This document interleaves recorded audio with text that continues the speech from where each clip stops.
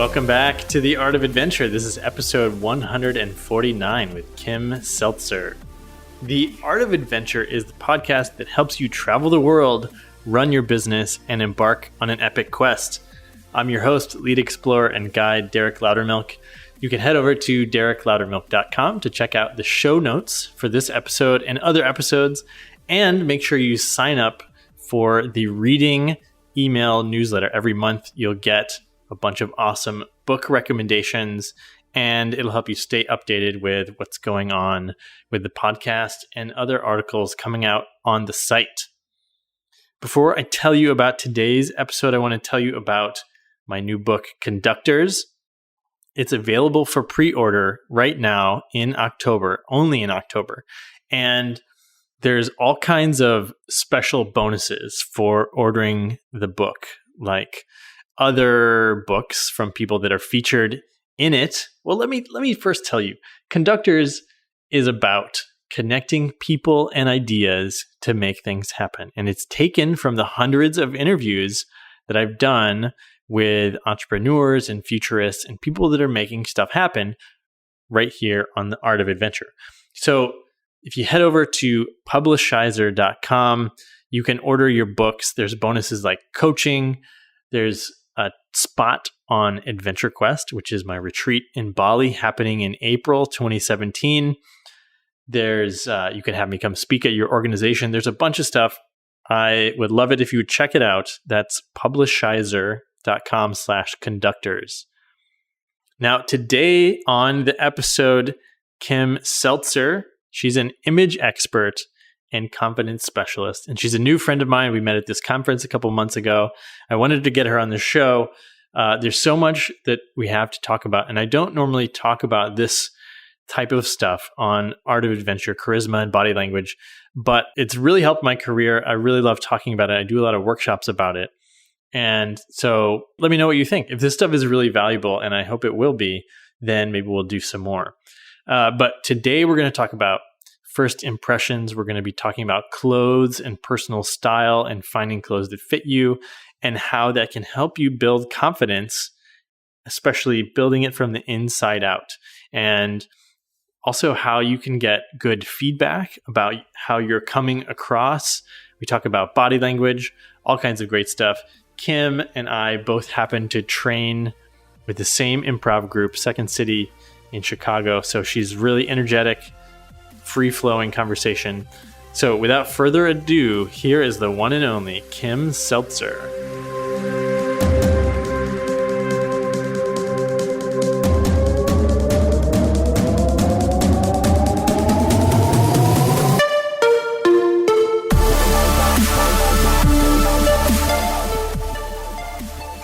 Welcome back to The Art of Adventure, and I've got my good friend Kim Seltzer here with us today. Welcome to the show, Kim. Thanks for having me. And for the listener, Kim is a dating and image expert and confidence specialist. And I'll tell you guys a little story about how I met Kim. We met at the Elite Man Conference, which is in Plymouth, Mass. Another guest on this show, Justin Stenstrom, was the organizer of that event. So Kim, she gave this talk where she did a makeover of a guy on stage. So he was, dressed in his loose fitting jeans and polo shirt or something. And Kim brought him up on stage, showed us how, tighter fitting jeans and a different shirt and dark rim glasses and, different shoes or whatever would make him look different. And he changed right in front of us, and he started standing differently and holding himself differently right in front of us. And it was super cool. So that gives you a little taste of some of the things that Kim does. Some, not all. Yeah. Yeah. No, what was so funny about that whole thing too is, and I don't know if you knew this, but when we had a break, he went shopping. He went to a store. Yeah. He went to a store and he got like a new shirt, and he came back and he had this big, grin on his face. And he's just standing in front of me with this grin. And I said, "Oh my God, did you go home and change? What is that?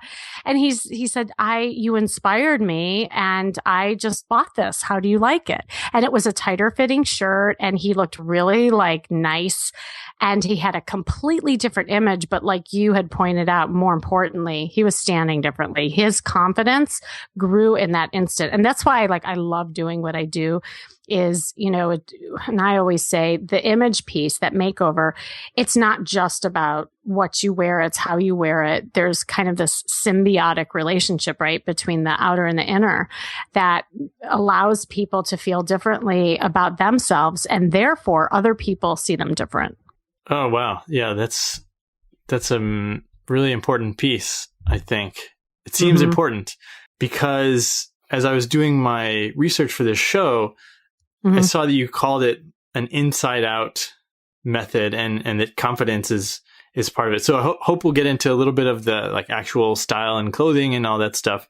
But let's maybe jump in to confidence right away. First of all, how do you define confidence? Yeah, it's a great question. When I work with people and we talk about this a lot, I always try to find out what their definition of confidence is. And everybody has a different spin on it. But for me, confidence is experience. If you think about it, there's areas in your life where you feel really secure and confident in. It's usually because you've had experience in it. And what I find is when people are not feeling good about themselves or confident, it's because they haven't been at it enough or they haven't been reinforced for it. So for instance, somebody, not really confident with the way they approach women, or they're not confident in their dating journey, or they're not confident in being an entrepreneur, and I know a lot of entrepreneurs are on here. It's because it's new. And so the best way to grow confidence is, first of all, find areas in your life where you do have experience and confidence and take some of that with you to those new areas. And it's immersion. It's about taking action. And that's why I love using clothes as a tool, because it's something immediate that people can feel and see, that they can embody that change. I mean, there's nothing like a woman who can walk out of a dressing room in a pair of heels and she's walking differently when she's used to wearing flip-flops, So it's an amazing kind of thing that happens. And I see it all the time as men and women walk out of the dressing room, they're embodying something different and therefore their confidence grows. Yeah. And it's really interesting how, if you think about power posing, which a lot of people have heard about, but I think I read somewhere that, if you walk with a bouncy step, you'll feel confident, but also if you feel confident, you'll walk with a bouncy step, how they sort of, one influences the other in a feedback loop. Yes. Yeah. And it's funny because, your body does react to your mindset and your mindset reacts to your body. People talk about all the time that mind-body connection. And sometimes I'll even tell people, even if you don't feel confident, act as if. Right? Become a character, and you and I were just talking about before the show, we both have an improv background, right? And you remember going up on stage and doing all those games where, somebody will call out that you're a certain, person and you just become it. Clothes and body language are much like that. And I find that, if you have that bounce in your step, then you suddenly will be perceived as that confident person and sexy person. And therefore you become it. So there's a lot to that. Do you have an example of how we can take an area where we already have confidence and transfer that to a place where we don't have a lot of experience? Yeah. A lot of times, a lot of my clients feel that they're pretty confident, say, in their job, they've been at it for a while. And so then what I do is I say, okay, well, first of all, how did you get there? Right. And usually people are saying, well, I first had to learn my trade. I had to practice it. Then my bosses really liked, what I had to say, and my performance. And so I go through the process with them and how they get there, right? Almost like the plan of action. And so if we take that plan and we institute it in the area that we're not confident in, so let's say it's your image. Right. So let's say you're an entrepreneur and you're trying to attract higher quality clients, then you need to become that higher quality person. It's just like dating. It's fascinating because like people will come to me all the time and say, oh, like I really love hot athletic women. And then their image looks like they sit on the couch all day and eat chocolate and mama. There was this guy I was doing a virtual makeover with. It's just a funny segue to what we're talking about. And he was trying to get an athletic younger woman. And the virtual makeovers that I do are on Skype and or video conference. And we kind of go over their closet and we look at, almost do a closet audit and then his brand, his personal brand and what he was putting out there. He was dressed in acid wash jeans and like this oversized shirt. He was overweight, and not that matters, but the fact that he was wanting this thin athletic woman and he wasn't practicing that in his own life, he couldn't understand why he wasn't attracting that. So I really had to like have a come to Jesus moment with him and say, look, what is your lifestyle? What is it that you're putting out there? Because like attracts like. So he had to really become that person that he wanted to attract. And it's the same thing with business. And so, business people too will come to me. It's like, how do I get higher clients? It's like, I know my content. I'm really good at sales. I can, build a website like nobody else. I'm like, that's all good and well. But if your image looks like, I don't even know if we can swear on this podcast, but you know what I'm about to say. If your image looks like shit, then you are going to get shit, basically. So it doesn't matter exactly what because that's their first impression of you. So it's amazing to me when people aren't confident in that area and they start dressing the part, they do start attracting higher quality clients, people in their life. And do you think this would work even for people that are largely working remotely or online? Like yes. Most of my coaching is done via Skype. Yes, absolutely. Well, do people see you on Skype? Sure, they see my poofy long hair. Right. Well, actually, let's talk. I mean, if you don't mind, I would love to talk about your image because I think it's a great example. And I really want to be clear that I'm not a stylist that believes in a cookie cutter look for everybody, right? Like it depends on your lifestyle, what business you're in and your personal brand. And so that's what I really help people with and kind of updating their wardrobe to look, what their lifestyle is and what their message is.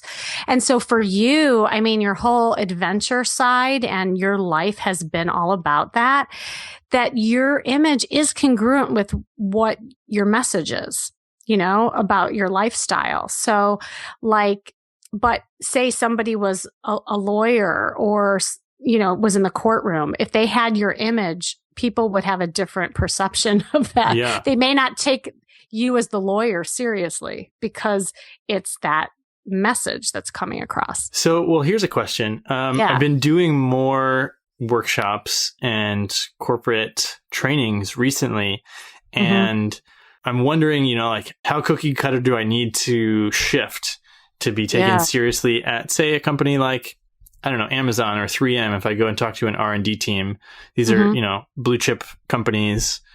Any thoughts on that? Yeah. I think it's always good to do research on your clientele and the environment that you're in. And so if you're walking into a big company like that, even maybe do some research on how people are dressing in that workplace.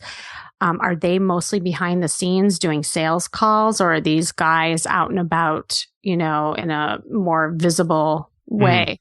And so if you kind of get the culture of that place, then you can kind of match that a little bit, but then bring home your own style. So let's say it was like a highly, like IBM or something, and it was very conservative and everyone was dressed in suits. You don't want to walk in with jeans and a Hawaiian shirt with your hair, frazzled. Because you have to somewhat look polished in some ways. Now, you don't have to conform totally. So maybe you walk in with some black jeans and a sport coat. So it's not a total suit, right? But that you have still your long hair, and you have like your signature piece. Maybe it's a ring or something that still speaks to, but I am still the adventure guy. I'm not the corporate guy. Right. But you look polished and you look like your money and business, but you also are your own person and your brand. So that's what I help people with. I mean, that's like trying to help people with the message that they want to convey and who they are and what they're trying to attract and making it your own. It's not about what everybody else is wearing necessarily. It's about how you're showing up and wearing it for you. It actually reminds me of when I was starting grad school in Montana, and I flew up there to speak with the professors that I might be working with.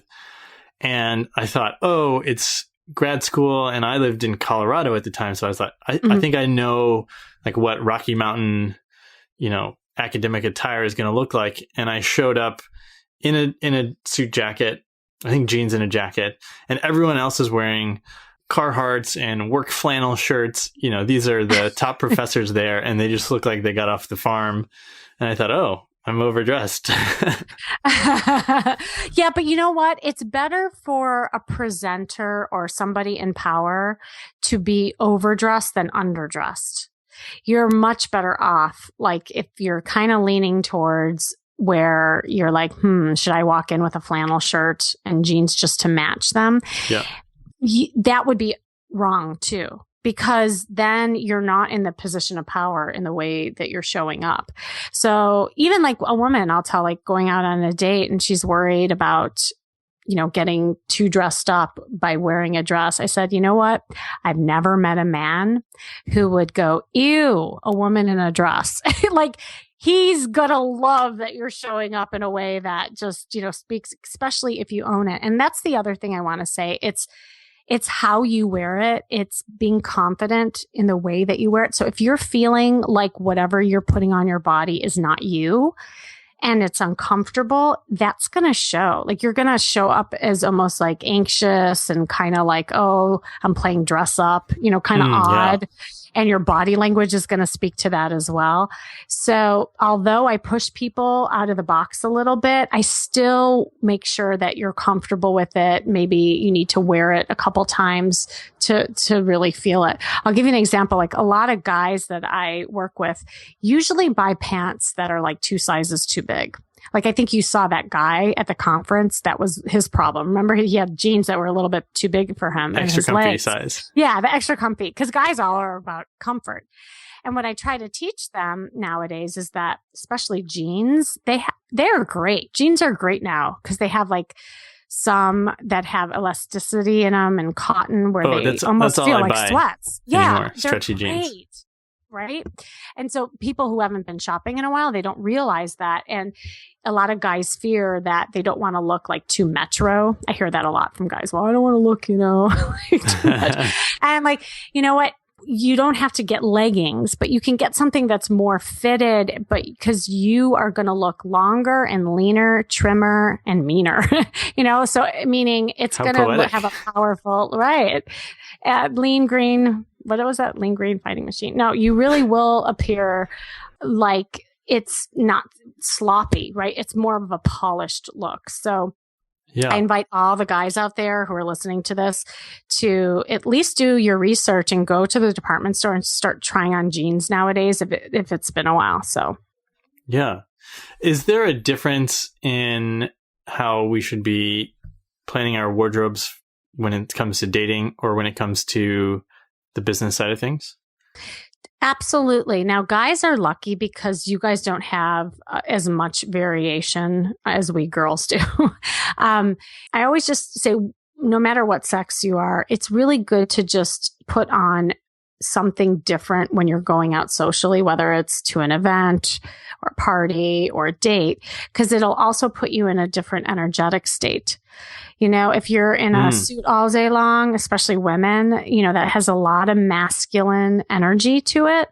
And so if you give yourself at least an hour in between your work time and your social time so that you get in that state of mind of being more playful and fun and put on something that is more sexy, that you do feel a little more playful in, you're also, again, will come across differently. This is even more important for women, I think, than men, because men, you can kind of take maybe a sport coat off and put a different pair of shoes on, and you're good to go. I think I heard something like how like the number of rolls you roll up your shirt sleeve cuffs is like how casual you're becoming. Oh, really? I never heard that. At work, you've got them like buttoned. And then if you're at work but things are, you're in the middle of a brainstorming session, you can roll them up one roll. And then when you go out for drinks after work, so you're like all the way up to 3 rolls up, pushed up your... Oh my God, I love that. I've never heard it, but you're right. You're so right. Well, and I think it depends where you live as well. Like I know in LA, we're pretty casual here. So guys, will roll up their shirt, and it's a good alternative when it's hot outside to wearing just short sleeves, because some of the short sleeve button downs for men can look kind of old school, especially if it's not a fitted arm, and it can look like a grandpa shirt. So if you want to get just like a long sleeve button down and roll it up. And there's also like kind of a cool way to roll it. It's called the double roll. And that can look really hip and cool. And also, it'll just temperature wise, guys run hot. You'll feel like you're wearing short sleeves, but in a better polished way too. Nice. But yeah, that's true. Cause it is, if you think about it, if you have like your sleeves down and they're buttoned, it is a more formal look. It's like when the president wants to be photographed showing that he's getting down to business. He'll be like, yeah, okay guys, I'm roll my shirt sleeves up. Right, exactly. So when it comes to finding a personal style and a personal brand, I'm just going to kind of recap for myself. You want to think about your audience. You want to think about how the clothes make you feel. What else should we be keeping in mind? And then know your body type. Okay. It's really, really important. You can see something in a magazine or on a mannequin and you're like, that's my style. I want that. But if you don't have the body type to wear it, it's not going to exactly be right. And I find that a lot of women and men, more so women, I think, like, oh, I could never wear that. Or, I wish I could look like that. Or they'll buy something that's not appropriate for their body type and it looks off. So for women, there's 5 body types. And if you go to my website, seltzerstyle.com, you can get a free body type booklet actually. And it goes over the 5 body types and you measure yourself and you can determine what clothes flatter your figure and what clothes to stay away from. With guys, there's only 3 body types. And again, you can go to my website for that. I have a men's fashion manifesto that goes over everything for men. And so it's a little simpler for guys. It doesn't vary as much, but you will see a difference when you shop. So for instance, if you're a woman and you have a bigger bust and you're shorter, if you knew that wearing a V-neck and an open neck actually made you appear taller and made your boobs look better and you didn't look so top heavy, shopping becomes so much easier. And people don't get so upset when they're in the dressing room saying, oh, nothing fits me. It's because they're not knowing their body type. Yeah. And I've had times where I would get a shirt, the fabric or something, and I'd put it on and be like, oh, I wish this fit. And then you try it a few more times and you like keep hoping it'll fit and look good. And then you just eventually just give it away or something. Right. Well, that's the thing is if you buy the wrong thing, it sits in your closet anyway. Let's face it. If you look in your closet, and I always say, do like a little survey for yourself. What is that go-to outfit that you always put on? Everybody has that outfit, that shirt, that pair of pants they love, and figure out what it is about that fit or those pieces of clothing that works for you. Is it the cut? Is it the color? Do people keep saying, oh my God, I love that shirt on you? Like you get reinforced in it because there's usually components that are really working for you. And once you figure that out, get more of it. And don't just, impulse buy. Don't just buy something because it's on sale. And what good is it if it's sitting in your closet? I can't tell you how many times I'll go into a closet because I do some closet cleaning too. And like tags are still hanging. I'm like, how long has this been in there? I'm like, 5 years. I forgot I even had it. Like, I'd much rather buy an expensive pair of jeans for $200 than a cheap pair that you got at Ross that don't fit you, that sit in the closet, because that's actually wasting you money. Yeah. One thing you mentioned is getting compliments on the color or fit or something. And across lots of disciplines, from business to dating or whatever, I find that feedback and good feedback, constructive, is really valuable, but it's also hard to get. Do you have a way that people can get feedback either about their clothing and style or the impression that they're making? Yeah, you just hire me. No, I'm just kidding. Obvious. No, but it is why I love doing what I do, because it's stuff that your family and friends never tell you. And I'm pretty honest, and it's a way that I say it because I'm a neutral party. The thing about your family and friends is that they love you and they see you in a certain way, and they don't necessarily see anything that's not working, right? So they may not even see it, or they have a hard time saying it to you because they love you. If you can't hire me, then I would really elicit help from just a neutral person. It could be a personal shopper in a store. Although even them, I don't trust. And I see this all the time because they're making a commission. So they're trying to get you to buy stuff. But anybody that you think could be, a good critic, that you don't have too much emotion attached to it. When I work with people, I have this image assessment that I give people. And one of the things on the assessment is I say, ask, 3 people from the opposite sex, and of the same sex, of how they view you. And it's really interesting, the feedback. Sometimes when it's given in a written form rather than to your face, people find it easier to give you critiques and feedback. But also ask. People won't necessarily volunteer unless you ask and say, look, I'm really working on my image. I know there's some things I need to work on, or I'm just wondering how I'm coming across. Would you mind giving me some critical feedback? And just be honest. And sometimes just asking a simple thing like that can open doors to some honesty. Yeah. Okay.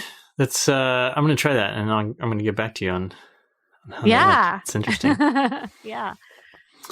We had Vanessa Van Edwards on the show a while back, talking largely about first impressions and how much of first impressions are nonverbal and having to do with body language. And I just thought I'd get your take on what goes into creating a good first impression, whether you've actually spoken yet or you're just in the room and you haven't actually talked to someone.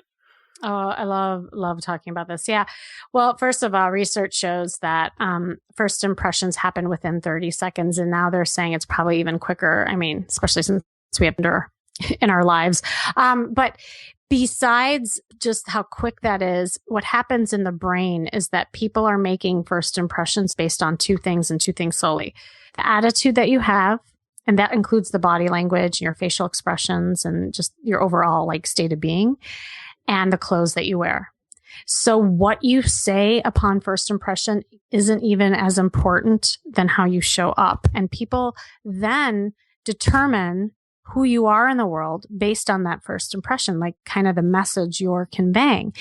Now, another statistic with body language, I don't know if she talked about this, is, I think right now they're saying 93% of communication is nonverbal. So only 7% is verbal. And that's why, I know it's pretty profound if you think about it. And people get tripped up on, knowing all their content and, kind of on a date, what to say and all the stuff. And people should be more mindful about creating an attitude, expression, and an image that is inviting, that's likable, and that's warm and engaging, because that breaks the ice into all the other stuff. So it's not what you know that's as important as how you show up.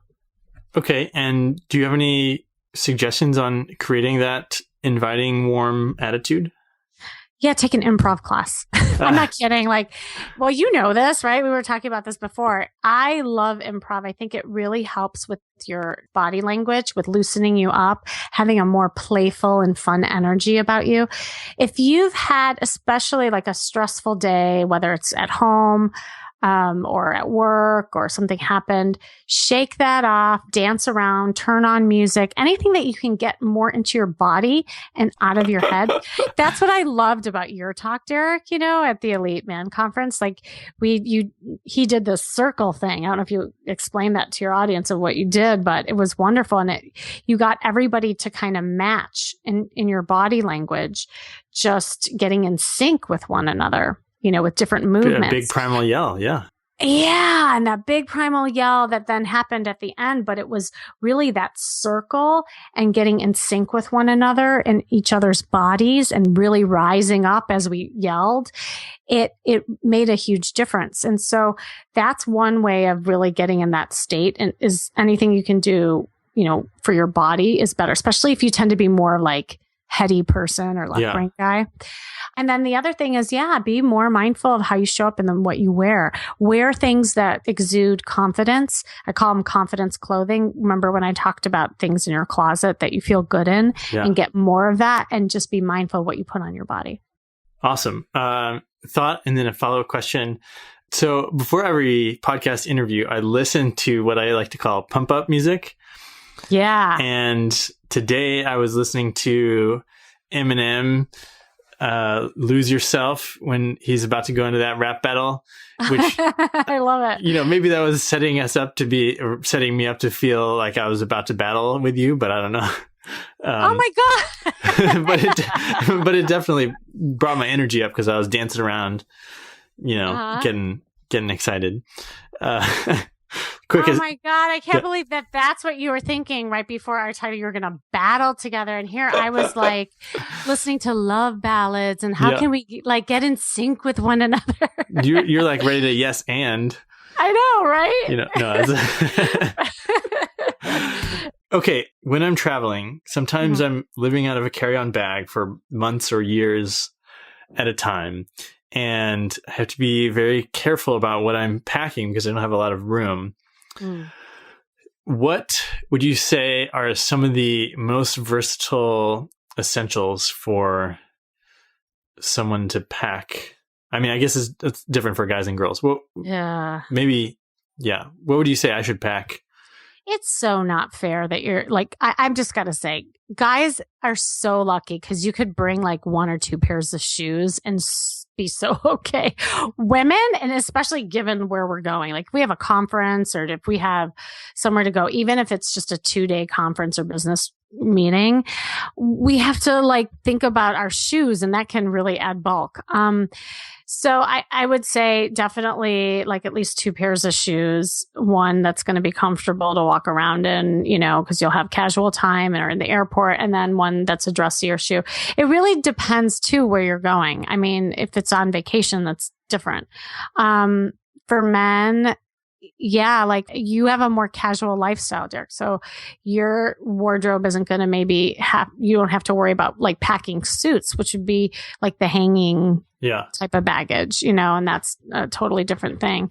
Women, if we have to bring dresses, same thing. I've had a lot of luck, like as a woman doing a carry-on where I pack most of my stuff on the carry-on with just like, the essentials, meaning the undergarments, you have your pajamas, you have like some casual clothes, and then I'll carry on my dresses. So like if you don't want to check things through and be light.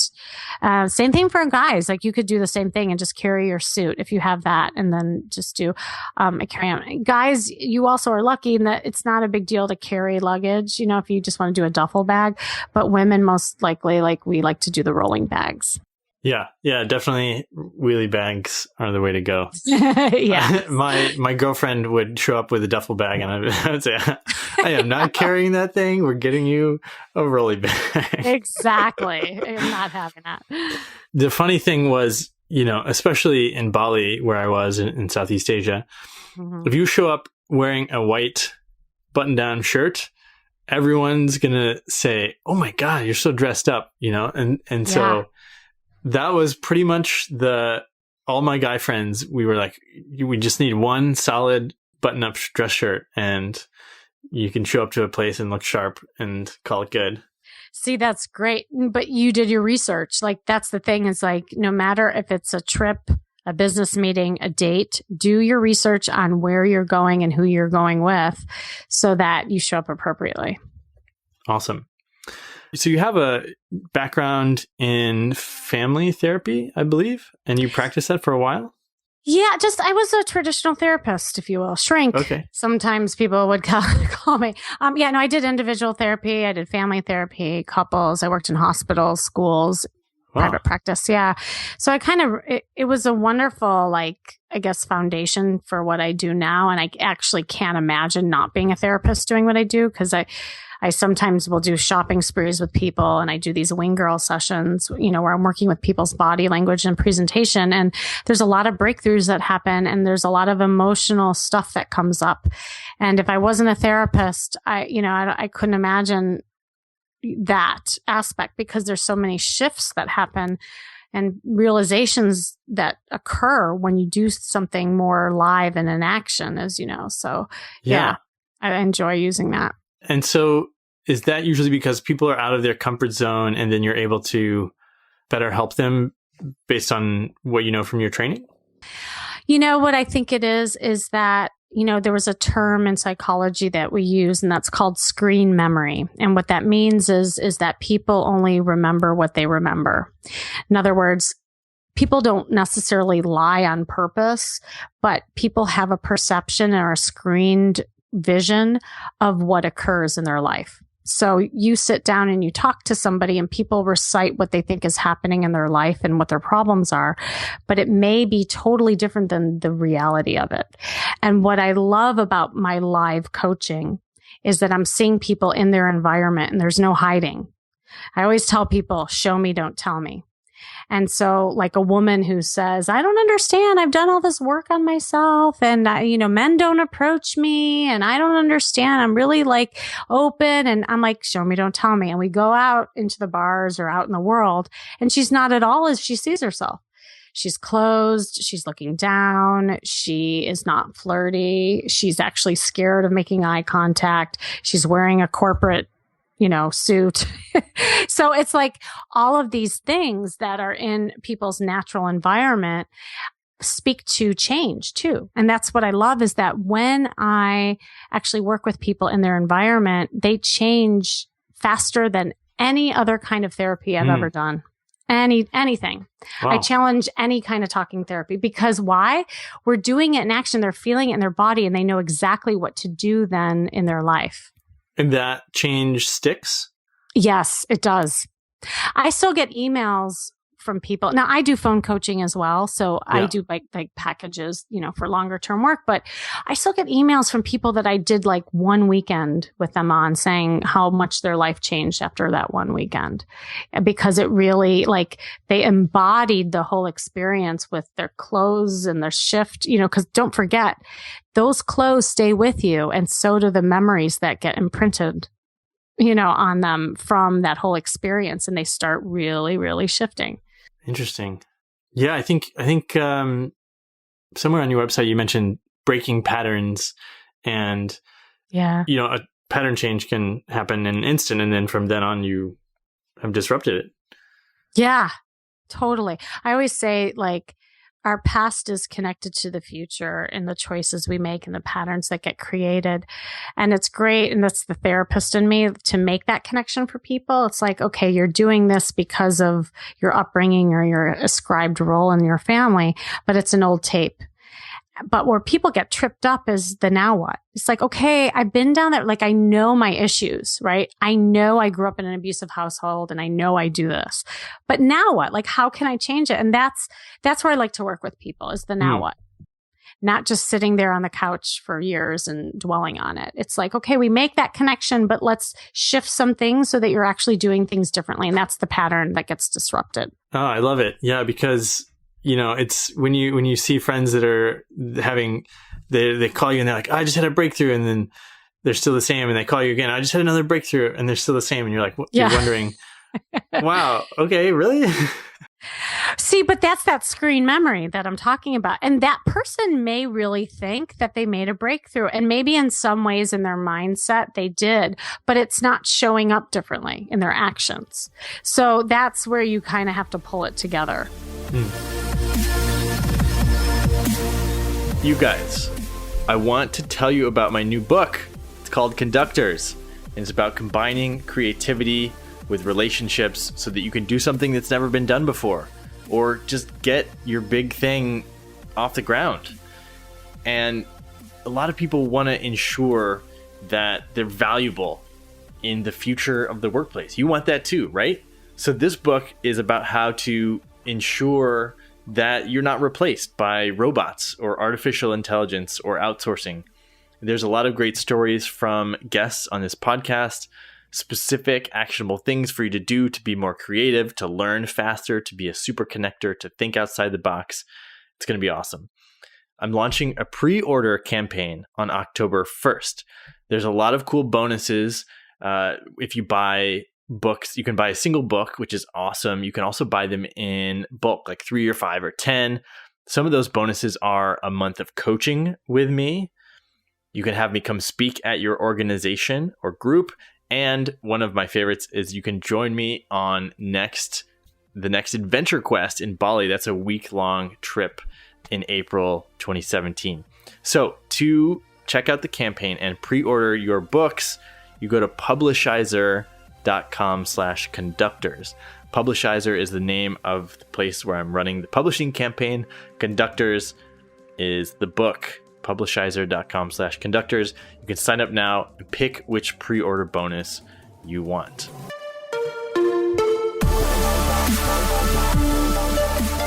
Let's see. Kim, is there anything that we haven't gone over that you think is important for people to know about? I mean, we went over a lot. I guess, like, if I could think of a final statement to say that encapsulates all the stuff that we talked about, is at the end of the day, it really is all about you. You know, whether it's attracting new clients, getting into a new business, attracting love. People love people who love themselves. And so if you're not getting what you want in your life, either in your business or your relationships, you got to look in the mirror, because you can't change anybody else. All you can do is look at you and change something to get a different result. And that's what's so cool, is it's really about empowerment, and that it is small changes can lead to the big ones. And so, you know, look at your style, look at your body language, look at the way you're communicating and connecting with people, and try to shift one thing in each of those areas and see if it makes a difference. I love it. So I've got 2 questions that I ask all my guests. Yeah. The first one is, if you could change or add something to the world, what would you wish for the world to have? More connection. I believe that we're becoming very fragmented and disconnected in the world. And what's ironic is that as technology has brought so many ways that we can connect together in technology, it's caused a disconnect in interpersonal relationships. And so if we can somehow, and I love technology, don't get me wrong, I'm so for it. And I think it's provided amazing platform to connect people. But if we could use it in a synergistic way where we're still having a balance between technology and interpersonal relationships, I think the world would be a better place. And that's why, and I love the personal connection with my clients. That's why I'm doing a live event in Vegas this November. That's why I want to create opportunities where we can connect. I think people are craving it. Yeah. Yeah. I've been thinking about this a lot recently, and how experiences, people, when you're in the same space as other people, your peers and friends, there's no way to recreate that I can think of. No, really. Like, you can simulate a virtual connection, right? And do a virtual kiss to somebody in a emoji, but there's nothing like the real thing. I'm sorry. send them some saliva over with a courier and ask them to... Oh, God, that'll be next, right? No, just watch. This is what I believe, is that soon everything will be like holograms. So like instead of a flat screen, you'll be experiencing everything like around you. And so people will just not even be talking to anybody anymore. You'll just have a hologram of somebody next to you. So we got to do something. We got to fight this. We're becoming the conservatives. We're like, yeah, let's do it the old way. I know. It was funny. This is a really kind of cute story. So I have 2 sons, and my son, the youngest, he's 13. And we were talking about like how adults in his perception have conversations versus kids. And he's like, Mom, we kids, we just have more of a modern way of talking. You guys have an older way of talking. And I was like laughing. I'm like, what does that mean? And he's like, well, you guys ask like really personal questions of each other. And he goes, we don't. We just kind of hang. And then if we get to know somebody, we'll like maybe find out. I said, well, what do you mean by personal? He's like, well, you like ask people like where they live and what they do for a living and like try to find out. Like, we don't do that. And so, I mean, it was funny, but also sad at the same time because he's right. Like, I think with the technology, like kids will just hang out and they'll look at their phone and they do Snapchat. Like, that's how they connect rather than just saying, hey, dude, where are you from? Like, where do you live? Just like little questions that like I grew up with, which I've turned into a career because I ask people all the personal questions on this podcast. Yeah, there you go. Exactly. But see, you found a synergistic way of combining the virtual with the personal. So that's a good way to end it. Yeah. Okay. The second question is, what's your definition of adventure? Ooh, adventure is doing something that's different, that gets you outside of your hamster wheel and your kind of box, if you will. Because when I think of that word, it means some buzzwords that I associate it with is thrilling, fun, a little bit scary at the same time, because it's something that's different. And so, like, I actually just got back from an adventure in Croatia. Ooh, I saw some photos. Oh my God, it was amazing. And then on top of it, I did something really adventurous where I was there and a client actually called me up who's living in Europe, and he flew me to Monaco to coach him in Monaco. And that adventure stirred a new energy, not just in me, but, he did amazing. This whole like shift in environment really got outside of him and his hamster wheel and his old ways. So it was a pattern disruption. Oh, perfect. Yeah, I think that's what adventure is all about. And what I love that you're doing, it's a pattern disruption. I've never heard it put that way before, but I really like that. Yeah, I just thought of it. There you go. Patented by Kim. Right. Kim, what's the best way for people to find you online? The best way is to go to my website. It's seltzerstyle.com. I'm also on social media, Twitter at Seltzer Kimberly and Facebook, Kimberly Seltzer. Oh, I should say I know because you have a lot of millennials. Instagram at Kimmy Seltzer. Also, you can find me. But I also can I talk about the live event too? I'm really excited about it. So, in context of what we're talking about, connection, I am doing a live event in Vegas, November 10th through 12th. It's called the Makeover Blueprint for More Confidence, Connection, and Love. It's for men and women. We're going to talk about, it's 3 days, and each day has a different theme. The first day, we're going to do style intelligence, I'm calling it. We're going to do all the makeovers and body language, first impressions.